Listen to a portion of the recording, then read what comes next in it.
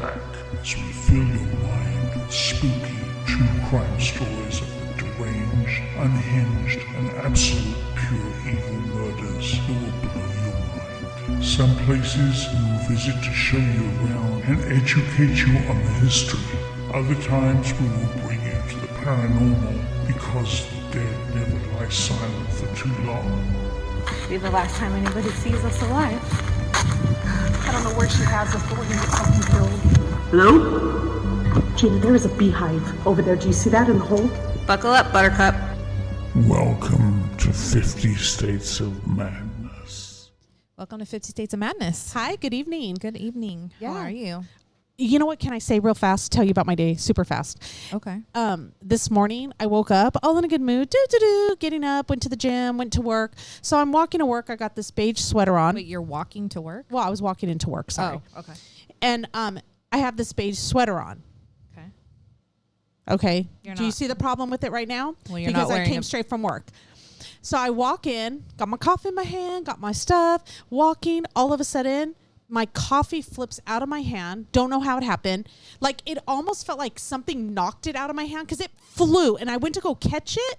Like, I don't even know how it happened. And then so I went to go grab it, and it was upside down all over my whole entire sweater, all over my pants that I was wearing today. So I had to go before Christmas. I hate this. Buy stuff for myself before Christmas. So I had to go and buy a whole entire outfit. So I went on my lunch break. What? Yeah, my shoes, you saw me walk in with my Yeah, you Crocs. have Crocs on. Yeah, because my boots had coffee all over it, my pants, my shirt, like a whole entire venti cup of brown sugar shaken espresso from Starbucks all over me. Oh, my God. I know. So that was my morning this morning, so I just wanted to share Wow. that with you. I was so upset and bummed. And so then I had to put my sweater in a sink at work because I didn't want the coffee to stain. I didn't want to sit there all day.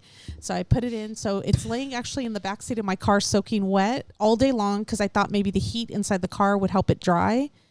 No, it's still super wet because it's like a heavy winter sweater because I wear those on 80-degree days in California. So anyways, that was my day. Okay. But hi. Wow. But Hi. Hi. we got together today for just to react to something because we've been getting a lot of messages. Yeah. So people have been asking us to do a lot of different videos and different things or whatever. But this one in particular, I really wanted to do because, so when the Chris Watts, situation happened, I watched, or I should say I listened to the Dr. Phil podcast about Chris Watts. And I wanted to touch on this because I had been seeing all over that there was a deleted episode. Yeah, like we keep getting all these Yeah. and they pop up too, like, oh, the deleted episode, the deleted Dr. Phil episode, and we're like, what is this deleted episode? And you were even like, what is it? Because I listened to the podcast, Right. And so anyway, in doing more research, it's not a deleted episode per se. It's a hidden episode that I guess apparently no longer is claimed as part of the Dr. Phil franchise. So it's not a part of Dr. Phil anymore. I don't know how that whole... Is he saying he doesn't believe what he's saying in this? I mean, it's him talking. Yeah. Or is it... Did he say, oh, okay, maybe I made a mistake? It was just or is it because it's so controversial? It is very controversial because we it's the know. episode that he talks about Nichol Kessinger. And basically says that he believes she has something to she do has with something it. to do with this. So we're going to listen to the episode. Correct me if I'm wrong, because I don't know this. Did he ever interview or did he ever get a chance to talk with her at Nicole? all? Yeah, Not Nicole. that I know of. No. Right? No, not that I know of. No one's ever been able to interview her. So, Right? except the police. Yeah. But Except the I cops. so I was just really confused because I kept hearing like deleted episode. And then I went back and I told Shannon, I'm like, the episode's not deleted. It's on my phone from when I downloaded it years ago when it came out. Like the episode's there. So he hasn't removed it. He has not removed it. So it's not a deleted episode. Why is it a hidden episode? Where do they hide it?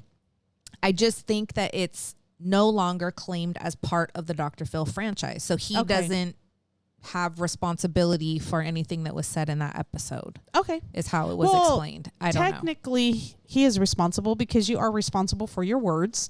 And you put it out there. It's him on there. So I and don't. he said it, yeah. And I don't know how all of that legal business and whatever, I don't know how all that works. So I don't know how I feel like, if you ask me, I feel like somebody threatened him and said, you better do whatever you got to do. And either by suing something, something, or people said, hey, you said the wrong thing, protect yourself, take your name off that episode, whatever the case may be. But it's literally on my phone. I just listened to it. So okay, and we're gonna listen. But we're gonna listen to it. We're gonna listen to it right now. I haven't heard it at all. Yeah, so Shannon hasn't heard it, so I'm interested in seeing what he has to say about Nichol. And when was this episode put out? In what year? Let me see. I will tell you. Only because I want to know how far back this theory. I'm sure it started from day one, but I just want to know how far back other people besides the people involved. I don't know. I just want to know how far back were people saying it's Nichol, or she had something to do with it. I'm gonna guess and say 2019. 2019. Yes. Got it. So almost immediately after it happened, because it happened in August of 2018. And this the murders was took place. November 13th, 2019. That was just when it was dropped, but not necessarily Correct. when he said it. Correct. Okay. Let's play some of this episode and let me know when you need me to stop it or you need to chime in on anything. I'm just curious to see what you'll think of it. Okay. Sparks flew. They soon began an affair, but according to Nichol, she was not aware that this was an affair, or that she was the mistress, that she was the other woman. Bullshit. She says she thought she was dating a guy who was in the midst of a mostly amicable divorce. Nope. Once news of Shannon's disappearance spread, Nichol had gone to police of her own free will to speak to them about her involvement with Chris. But was she Was a it hero on her in own this? free will, though? No, it's when she started finding out that they were going to start looking into it. She wouldn't have and getting gone. her phone. No. Yeah, she wouldn't have gone otherwise. And I went blank. And ... To be continued. Okay. This story? Or is it possible, like Shannon's parents believe to this day, that she tried to help Chris, and when it all started coming unraveled, when it all started hitting the wall, she got scared and bailed? So does Shannon's parents think Nichol's involved? Is that what he just said? Did I hear that right? I believe so. Oh, okay. I wasn't aware that they believe that as well. That's the first time I've heard that. I feel like everybody Unless I have. believes that, Good. As they should. except maybe her family. Was she actually helping him and got cold feet and decided, save yourself, girl? She was never arrested or charged. However, is there more than meets the eye with Nichol? Sure, she had been helping police. It seemed like she was on their side and not her lovers. She had told them all about Chris and Shannon's many issues. She told them Chris had confided in her that he was no longer in love. She said he talked about living alone. She basically handed them his motive on a silver platter. But Nichol also told police she had no idea that Chris and Shannon were expecting a baby. But wait a second. Also, she's saying, oh, he said that, you know, that how unhappy he was in his marriage, how this and that. But didn't she claim that at first she didn't even know she was a mistress? Yeah. You're a mistress regardless if they're having problems or if they're still married. So you're the mistress. But she knew because she was Googling and searching all the social media prior, so she knew. Like, that's what I wanted to say. Like, she was stalking the whole family. I mean, she knew all of this. She was watching it. Because when they were just friends or whatever, he was showing her pictures of on his lock screen, and then pictures of the kids. Like, he says that. I was showing her pictures. She knew. She knew. And we have that on the interview that he did in the jailhouse interview with the cops. And I do have to say, a lot of people commented on the cop thing about the giggling and the cops giggling in I it. got torn apart for that. Well, no. I mean, I just said, it makes sense. Like, yeah, they're trying to get on his good and I said that in the episode. Yeah. Like, I understand. It was just But creepy. it can still irritate me, though. Yeah, and it still sounds And bad. it still does. I don't like it. They should have gotten an Oscar. Yeah. Good job. And then also somebody else made a comment that I think is worth mentioning. She forgot the comment. That's how good it was. It was so good that she forgot about it. This is what... Guys... That's why I talk so fast. Just so you guys know, that is why I talk so fast, because the thoughts come and go really fast. If it comes up, I'll say it. I'll stop and say it. Okay. Number 3, she says as far as she knew, their marriage was kaput. Now, there are thousands of armchair detectives who passionately followed this story who just were not satisfied with that explanation, and they never said it. But it appeared to people following the case closely that the police weren't exactly satisfied with that explanation either. Let's be real. In today's world, all it would have taken were a few clicks of Nicole's mouse or a scroll on her phone to find Shannon's Facebook and Instagram pages. She did already. Everyone knows that if you're single and you meet someone this day and age, the first thing you do is go check out their social media platforms. Why would you go not? look them up online and find out not only who they are today, but who they've been before you met them. And if they have an ex, you're going to know about it, and you go right to their page too. You are just straight up lying if you claim you don't. I don't believe that for a second. And this wasn't an ex. This is somebody that tells you, I'm still married. We're getting a divorce. Well, you know what? Anybody with any self-awareness is going to say, really? Well, let me just go look and see what was posted yesterday, what was posted last week. If you're telling me this is an amicable divorce and that you're really separated, you're living under one roof purely for financial reasons, then that's going to be reflected on these social media platforms because there's going to be some individuality. We're not going to be seeing all this togetherness, all these family interactions. You're not going to see this wife sitting in the husband's lap. You're not going to be seeing all this togetherness. Going on Anyone vacation can to figure San this Diego. out if you take a look. If Nicole were to have checked out either Chris or Shannon's social media, nothing would have indicated that there was a divide, and certainly not that there was a looming divorce. In fact, Shannon was frequently posting about how excited she was to add to her family nest. She was always posting about how much she loved her husband, loved her life. Is it really plausible that Nicole didn't do a little digging? Really not even digging, just clicking on her new man and his soon-to-be ex. Just think, put yourself in that situation. What would you do? And then tell me if you buy what she's selling.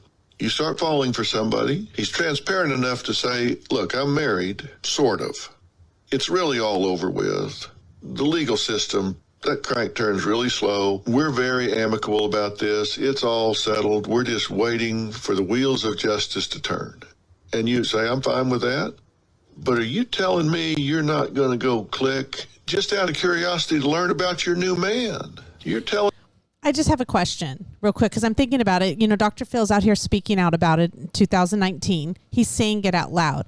I'm really curious because there's another loudmouth person out there who talks a lot about people not being investigated and stuff. And I haven't looked at any of her sites or anything regarding this. What is Nancy's Grace take on Nichol Kessinger? Oh, Nancy Grace has been on Dr. Phil to talk about it. Oh, good. So she thinks, see, that's just me. Because I haven't looked it up, and this is my first time seeing this. So I was just curious because she's another one who will speak out. But why are they still not speaking out? Well, Why are they've spoken out about it, but that doesn't necessarily mean anything's going to be done about it. That's true. You know how many people are speaking? I mean, hello, we know just the following that we have, people that are but I'm wondering why people higher up, like people with a little bit more push, power, maybe influence. Maybe I want to say influence, maybe not power or push, but influence is not out there, you know, being able to make waves and make something happen. I mean, I guess when you have that kind of power, I mean, the woman went in as a protected witness. Maybe she's got a different kind of power than Nancy Grace does, I think. Well, apparently. I mean, I don't know. How do you go in before you've even been questioned as a protected witness, before they've even heard you speak?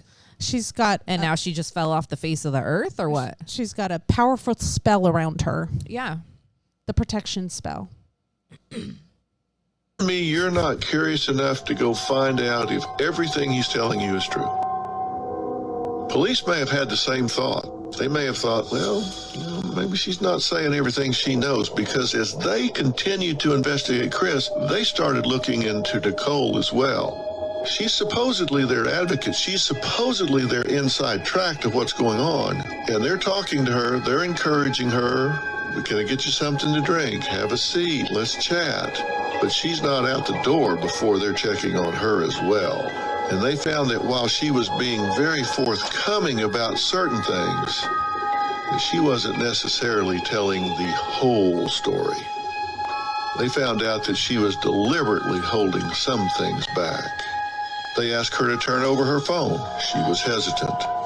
She eventually handed her device over to investigators. And the text messages and internet searches they found made them take even a closer look at her actions before, during, and after Shanann, Bella, and Celeste murders. And here's where things don't allegedly track with what Nichol told police. On July 24th, 2018, during the height of Nichol and Chris's relationship, Nichol searched Google for, quote, "Man I'm having an affair with says he will leave his wife." There you go. Now, hear what I just said. This is about 2.5, 3 weeks before she used those words. These tragic murders take place.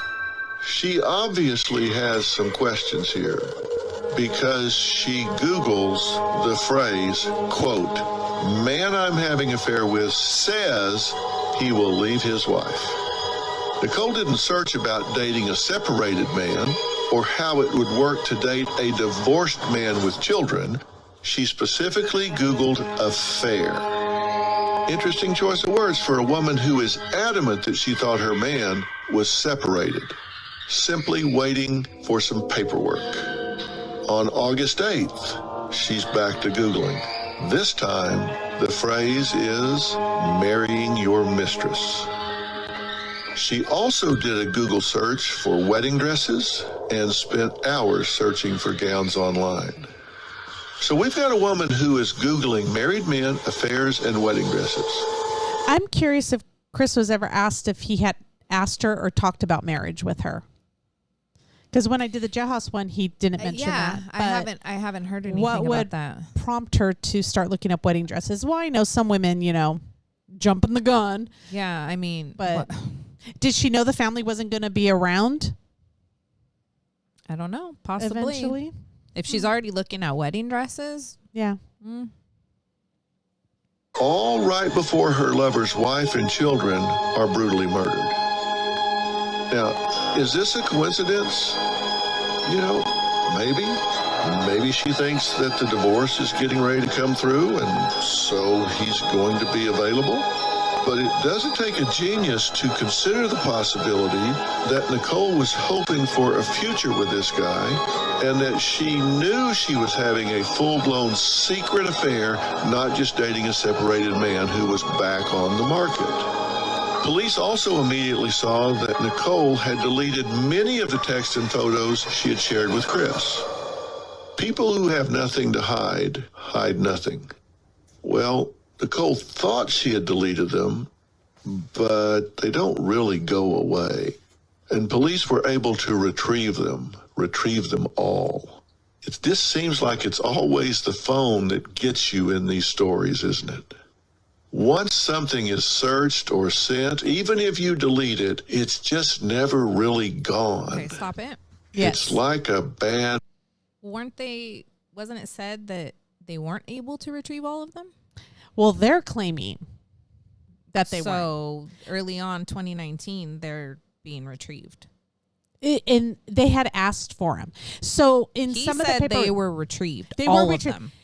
I don't know if they've seen them, but I know that the paperwork that I had read regarding it, that they asked for certain stuff, but not, and they're talking about the text messages, so those were probably all retrieved. But like locations and stuff, they had asked for only, general location, not pinpoint. Certain things that they should have asked for, they didn't ask for. So I don't know how much. I guess you have to be very specific on what you want and ask for in a, what would it be, a warrant to obtain information? Which is stupid because 4 people are murdered. Mm-hmm. Give me it all. I want Just it give all. It all. Like, I want to know everything. Why do I have to be so specific? Yeah, I mean, I don't get it either. There's no such thing as too much information in a case like this. Yeah. So obviously they got it, which they're out there, the text messages, like some of them, how they were talking, but they just weren't released. Well, I don't know. Hold on, Dr. Phil. I haven't gotten that far. Let's see. Ash. I can't tell you the amount of times Google searches and texts come back and just bite people in the butt. Of course, police's first question was, why had Nichol deleted text between herself and Chris in the first place? What was she trying to hide? Well, her explanation was simple. She said she was grossed out by Chris after finding out from news articles that he wasn't separated from his wife and that Shanann was pregnant when she disappeared. I didn't know So that. understand, what she's asking you to believe now is that she only learned this when she read it in the newspaper. She hadn't clicked on her. She hadn't gone to her Instagram. She hadn't gone to her Facebook. She hadn't done any investigation at all. He just told her at work, I'm separated, getting a divorce, just waiting for the paperwork to go through. And she just said, okay. She didn't look, she didn't check, she didn't do anything that takes nothing more than a click of a mouse. We know she knows how to click that mouse because we know she clicked it about married man says he's leaving his wife. We know she clicked it about getting a wedding gown. We know she clicked it about other things, but never clicked it to look into his current living situation. I'm sorry. I have a hard time with that. But we'll come back to that. So what had she deleted? Well, it was mostly just lovey-dovey back and forth. Chris might have been shy and soft-spoken in real life and cold and disconnected when texting his own wife. But in his conversations with Nichol, he comes across like a real-life Romeo, or at least a Don Juan wannabe. Some of the recovered text messages from Chris to Nichol read as follows.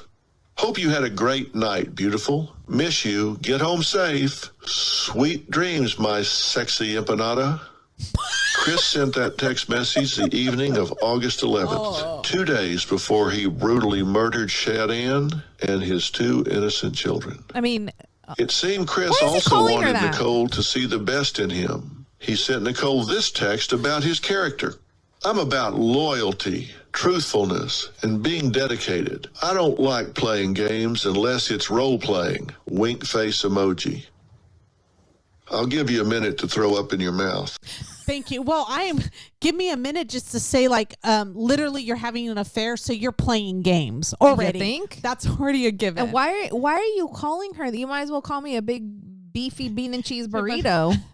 He called her my little empanada. I mean, come on. You couldn't have thought, I mean. It's got to be an inside.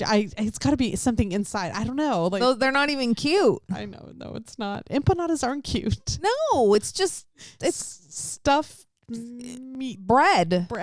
I mean, come on. Come on, Chris. It's interesting that Chris points out that he's all about loyalty and truthfulness when he's deceiving both his wife and his mistress, according to her.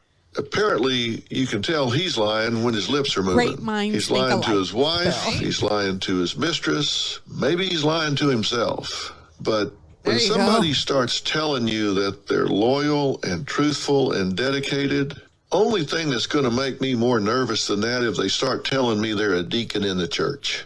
When people just start erping this up unsolicited, talk about red flags, just like a Navy flagman on the end of the deck.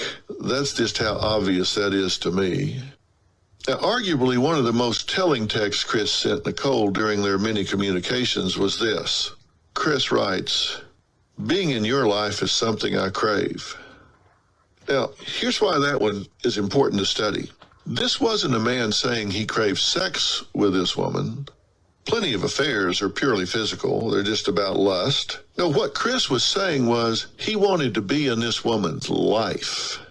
But did Chris crave being in Nichole's life enough that he felt like he needed to erase his own? That he felt like he needed to erase the family he had in his current life? Everybody has asked the question, if he wanted out so bad, get a divorce. Okay, if Dr. Phil If you starts wanted out talking so about bad, black just magic, leave. I'm already in. I already Abandon know. them. Anything is better than family annihilation. Why would you do that? Why would you have to do that? If you don't want to be there, leave. But a narcissist sees things only from their point of view. And understand, from his point of view, if he can just eradicate these people from the face of the earth, then A, he becomes the victim. Oh, poor Chris. B, there's no alimony, there's no child support, there's no legal fees. In fact, it could turn into a profit center.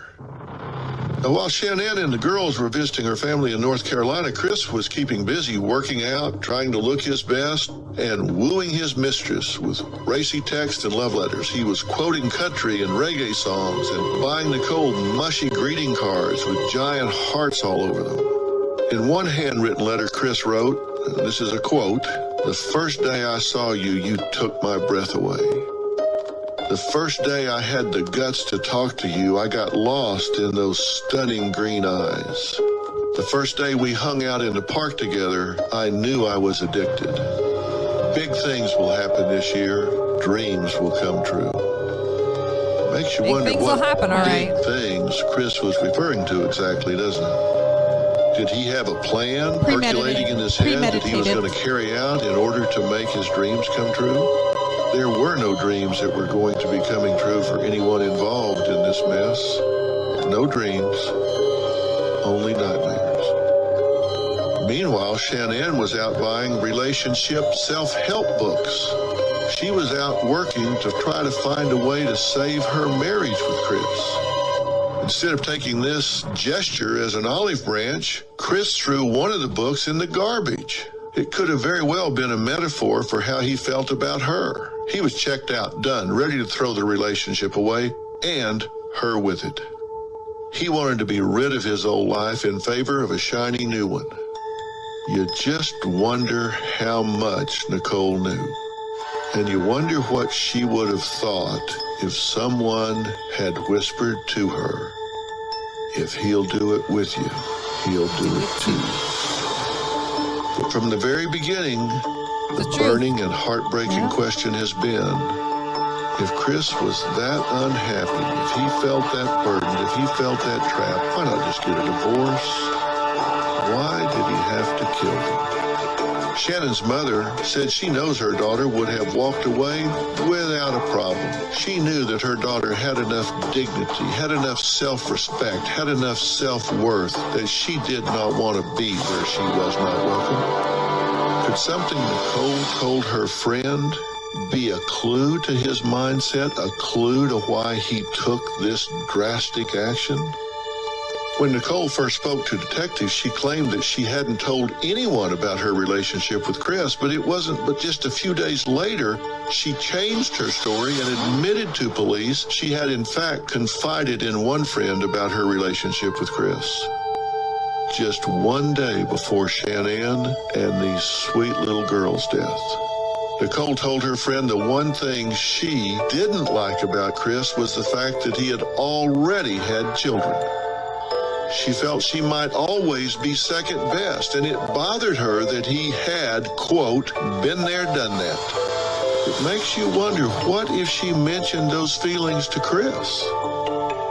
If he thought he might lose her because he was encumbered with a ready-made family? if he thought Nichol felt he would have divided loyalties, that she would always be second to his existing family, to his existing children. Maybe not to Shanann, but Celeste and Bella. Would That's what she happens when you have always be children. the Yeah. other woman? If he thought that was a big concern of hers, and that he might lose her because she was threatened by his children, could that be the answer to why? Why he couldn't just leave? Why he had to get rid of the children and his wife permanently? Did he really just want to be with Nichol at any cost? And had she messaged to him that she wasn't going to be second fiddle to anyone or anything? And had he interpreted that to mean, you better show up with a clean slate, buddy? But Nichol insisted she had not disclosed her worries about his children to Chris, only to the friend that she had said she had not talked to. Because remember, she said she didn't tell anybody. The police have a witness here, a helper here, that lies one minute, tells the truth the next. So you have to wonder. Did her friend Jim know, though, too? Didn't she go and call? Yeah, Jim knew. Jim knew. Yeah. And then was Jim her spiritual advisor? No, that No, was just her friend, that right? was So someone then else. also the spiritual advisor, the one Yes, that she that he- supposedly called That she called 2 times from her office from her office, literally the day it happened. the day it happened, like as soon as her phone was turned back on and she became, I don't know, wherever she was. From wherever she came from. Yeah. After she was pinged being near his home Yes. the morning of. Yes. 6:16 a.m. Yes. Okay. So not just one now. No, there's Yeah, plenty of people multiple that knew. people. Yes. No. Are you lying now or are you lying then? Because you know she's lying, you just don't know when. Which is a lie, which is the truth. But she says she didn't tell Chris, she was just venting to a friend. This is right after she said she didn't vent to anybody. Did you ever say anything to him about Never. anything about his kids being a problem? Anything about his wife being a problem? Never. This shocked me just as much as I think it shocked the rest of the world. But I only had a temper tantrum when I saw their pictures inside the house and stomped out of the home. In their house. In their home, yeah. So, but she never told him Never she had a problem. He's so disgusting. I'm so ashamed of him. Why? How? I don't even understand. She's ashamed how of you could like bring yourself him? to do that to somebody who's like that big. Yeah, she said She's ashamed of him. Yeah.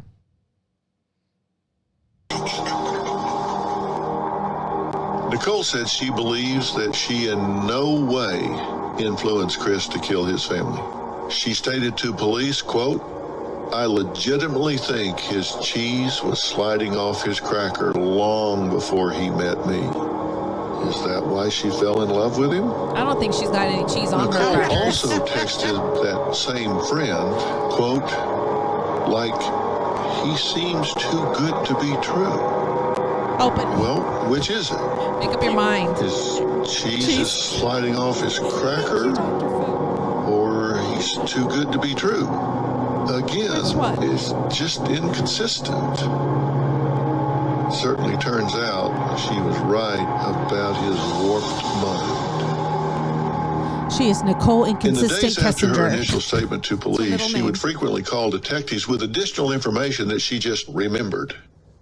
I guess she was just sitting around and like, oh, wait a minute.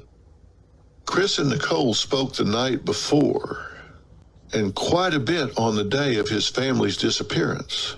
For most of the day, Chris told her he was busy with work, but the two exchanged text messages throughout the day as if everything was normal, as if Chris hadn't just murdered his family and concealed their bodies. Chris's day was busy because the tower of lies he had built were crashing down, and he was telling so many lies it was just impossible to keep up. Now, again, here's a window into his side. I wonder if she purposely texted him and communicated with him all day to like confirm her story. Like, I wasn't there. Look, Of I'm course. calling, I'm texting. I mean, like, it was just such an uptick in the calls and the texts. It's almost over the top saying like, well, I mean, it was definitely premeditated. This was planned. oh yeah. No doubt about it. We did have one comment though on, because I had said, I think in one of our other videos, that I thought that Nichol Atkinson, her friend, kind of messed up their plans by showing up to their house. And somebody else said no, they didn't feel that was the case. Yeah. But I definitely think this was planned, and I definitely do think that Nichol Atkinson showing up definitely. Well, they didn't have time to clean. Well, she came with the cops. Yeah. So all of a sudden they're already they're at his house. When somebody's missing, he probably thought, "Oh, I have at least 48 hours," because you always hear like, "Oh, they don't even consider them a missing person for 48 hours." When the cops when he shows up, they go straight. He walks into the garage. Yes. And he goes into the car. Yes, and removes her wedding ring. Yeah. So like, why aren't you walking into the home? Like, no, I'm sorry. You can say whatever you want, but I think that Nichol Atkinson showing up foiled his plans. Yeah, for sure. Nikki, I've told you that narcissists have no empathy. They have no capacity to feel sorrow or remorse, or to vicariously experience the Two pain narcissists together? that someone else might be feeling. That's why he has the ability to murder his pregnant wife and unborn child, and then ultimately his two innocent children, one of which looks at him in the eye and says, "You're not going to do to me what you did to her, are you?" But he can then whip out his phone and flirt with his mistress like he was on the way to Arby's or something. That takes a special kind of cold-blooded, detached psyche. It was at 3:45 p.m. that Chris finally sent an ominous text message to Nichol telling her that his family was gone. Naturally, this sent Nichol into a tailspin. What did he mean? Gone where? What did he think had happened? Chris was evasive, and according to Nichol, didn't seem terribly concerned. Of course not. She was struck by how emotionless he seemed about his family being missing. Instead, Nichol told police that Chris remained vague with his answers regarding what was going on and kept trying to change the subject, which of course made her suspicious. Nichol also spoke to the Colorado Bureau of Investigation agent Kevin Kobach about an eerie late-night FaceTime call she had with Chris on Monday, August 13th. Now, remember, his wife and children had been missing since that morning. I think we were talking a little bit, but he was laying down on a mattress that didn't have any sheets on it. The basement? And I remember asking him, where's your sheets, And he's like, oh, I washed them. And I remember he was saying that he was cleaning the house to try to keep busy, to take his mind off of things. I didn't honestly think that much about it originally, because that man is always cleaning. He is very, very, organized, meticulous, clean individual. So it did not seem like a super red flag to me. On his days off, he organizes, it's what he does. But something that just kind of dawned on me last night is he made the comment directly after that. He said, I had to wash the kids' sheets. He was like, they smell. And I was thinking about that last night, and I'm like, this man keeps the house so clean. That's the cleanest house I've ever seen. Why would his kids' sheets smell bad? Of course, Is that his podcast that's playing that music? Oh, you can't even hear it. Understand it. Yeah, I know. I can hear the sheets smelled. The sheets smelled. Yeah, the kids' sheets smelled. He had to clean the sheets, and that's the bed that was in the basement. In the basement, yeah, where a lot of people think that's where the murder. That's where the murder happened. Was in the basement. Why in the basement and not in the bedroom at this point? Curious. And I know that there's some videos that we watched with it's with suitcases moved around. Actual Nichole's bag was there next to the suitcase and then gone. Yeah, and you saw Shanann's suitcase and then Nichole's bag next to it. So that means that she was there Yeah, because After. that was her bag that when she came home from her trip, that was her bag. Yeah, that so she had put Shanann there. was already there. Yes, Why was Nicole's bag there? exactly, because she had been staying there when. Yeah, she was there. And if Shanann came in and she left the bag there, Shanann would have seen the bag there. Yes, of course. Or the bag came after the fact. Yeah, one or the other. But regardless, The bag was there by the time it the was cops there. came. Yes. It's crazy. Now know why Chris had no sheets on his mattress. Remember, police found bed sheets in the trash at the Watts residence, and also a bloodied sheet wrapped around Shanann's deceased body. A drone search located a lone bed sheet on the oil field property. This aerial discovery was what initially led police to finding the bodies of Shanann, Bella, and Celeste. So now, Chris is FaceTiming his mistress from his marital bed, the very they're saying same it was from bed the he had bed? strangled his wife on. I thought it was from I thought the it was basement. from the basement bed. Because the basement bed, when the cops got there, right, the sheets weren't on that bed. Right. I'm curious now because she just says a bed with The no bed with sheets. no Are sheets, are yeah. people assuming that it's the marital bed, or people, Or the basement bed. or is it the basement bed? Ooh, questions. So the basement's downstairs, correct? the basement's downstairs. Yeah. Hours before. He's now lying in this bed, feet up, comfortable, FaceTiming his mistress. If anybody knows the answer to our questions, please put them in the comments. Well, because Clarify it for us. so I had So much I'm telling you, information. there's so much information, and I don't know if I read this, I saw it, I watched it, whatever the case may be. But the only reason that I'm asking is the basement's downstairs. We don't have basements here in California. But yeah. I watched a video or I read something saying that he wrapped up her body and then drug her body downstairs, Yes. and one of the daughters saw that. It woke up the baby. It woke up Bella. Bella came out, and then it woke up Celeste. But the one of the daughters was asking, like, what's wrong with mommy? What's wrong with Bella? mommy? Yes. And he was pulling her down the stairs Downstairs. because he was trying to carry her. That's his story that he told in his jailhouse Okay, so confession. so what is it? That's That the would story. be their That would be marital bedroom. That would be the marital bedroom. But where's he actually calling her Nichol from? Were there sheets on that bed? I have no idea. That's a good question. Crime scene photos. Can you guys please send them to us?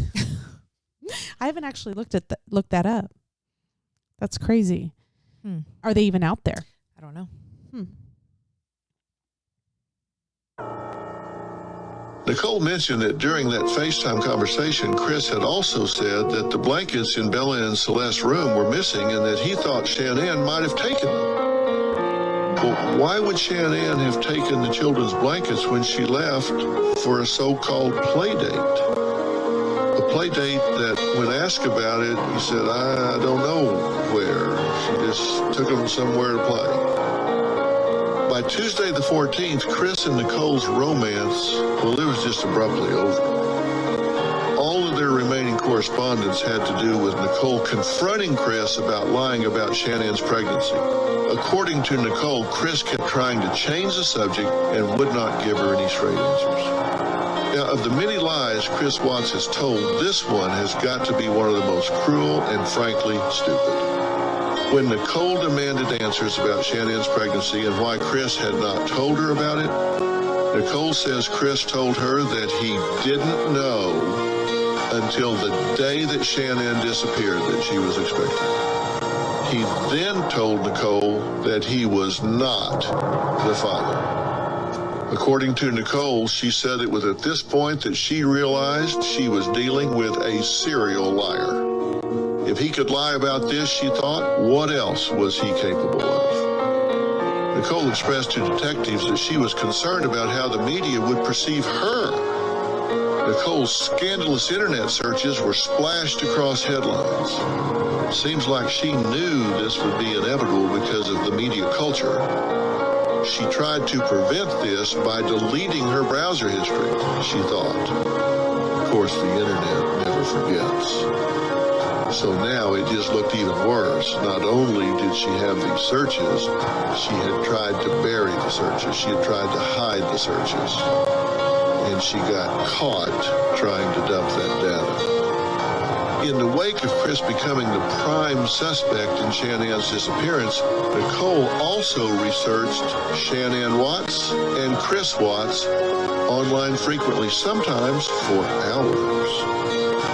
Every time Nichol searched for information on Chris and Shannon Watts, she would immediately delete the search right after. The same day, Nichol also browsed Google for the following questions. Quote, can cops trace text messages? And quote, how long do phone companies keep text messages? As well as, quote, difference between text message content and text message detail. This is all according to police documents. What she should have researched first was, can police track Google searches? After her initial statements to police, after Shannon and her daughter's bodies were found, get this. Nichol searched, quote, Amber Fry. Then she searched, quote, Amber Fry net worth. Then she searched Amber Fry book deal. And then she searched, do people hate Amber Fry? As much as I mean, we've talked about that. Yeah. In past episodes. And all I see is somebody here trying to see what she can get from this. Of course. Absolutely. With no concern. Nope. For the kids. No. For Shanann. I would be afraid that I would be next. Like, of legit, course. if I had nothing to do with it, yeah, I'd be terrified. Like Amber Fry. Exactly. I'm going to come to the cops because I'm fucking scared that this guy's going to come after me. Come after me. I'm going to be the next one. Yep. Like, why am I so different? Mm-hmm. He loved her enough to marry her and have kids with her. Mm-hmm.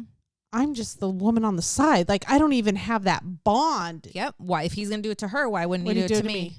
Oh, my gosh. That's crazy. Yep.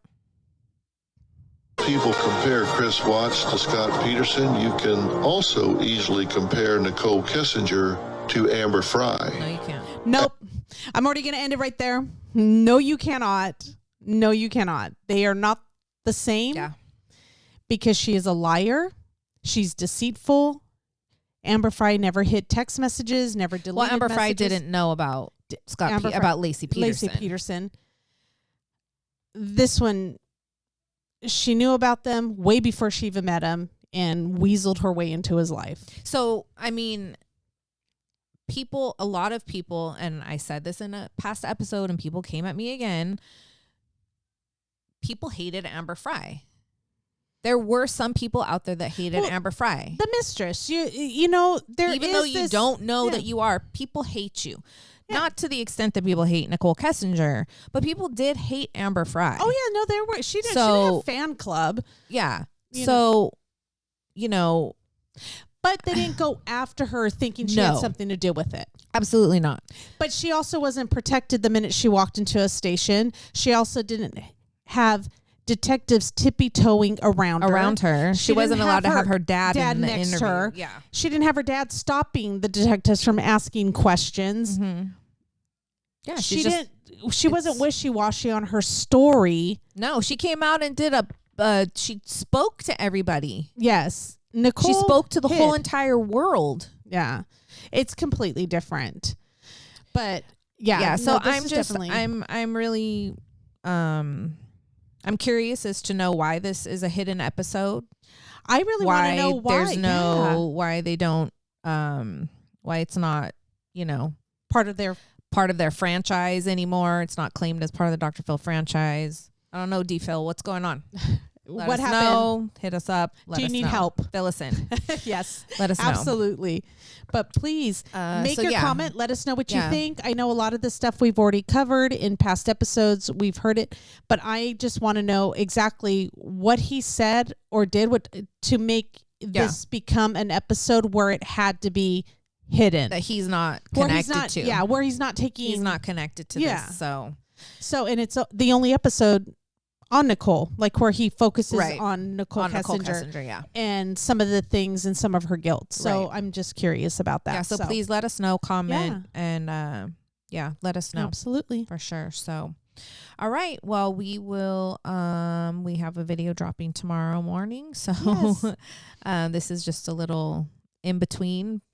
Yes. Because I wanted to get on this because I'm and really curious. And to clear the record that this episode isn't deleted. It is out there. Yes, it is out there. But it's just one that he's not taking credit for or taking ownership of. Yes, and we are trying, we do hear your comments, and we are trying to people have commented that they like these reaction videos and for us to listen to things. So we are getting on it, and we are still putting out our regular episodes on Thursdays. Yes. So we'll try to drop these in between there.